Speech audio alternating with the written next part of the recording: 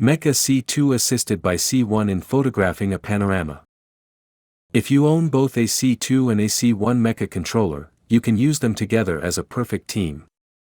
In today's video, we will show you how to use a C1 controller to assist a C2 controller when photographing a panorama.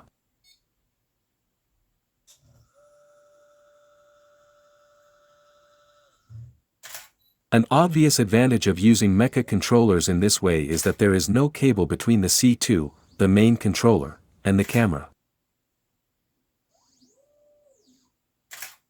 The shutter release cable connects the camera to the cam port of the C1, the assistant. If shutter or button confirmation is needed, connect the PC sync cable to the C1's UX port. This video does not demonstrate the use of shutter or button confirmation.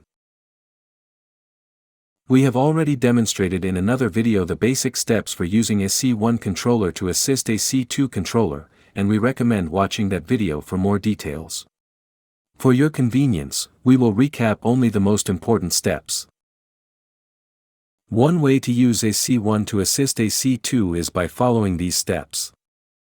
Set both controllers to work in AP mode, as access points. Then, connect the C1 controller to the C2's Wi-Fi network.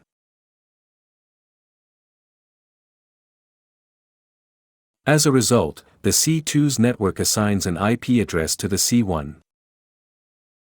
Next, you will specify that IP address on the MECHA C2 using the plus assistant option. The C2 now recognizes the MECHA C1 as its assistant. A C2 and its assistant become C2 Plus, and it commands both itself and its assistant, the Plus assistant, simultaneously.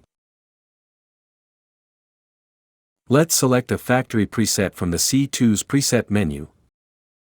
Panorama Test Parked. MECHA runs factory presets without prompting you to position the upper rail, so ensure it is in the parked position before pressing the center button to run it.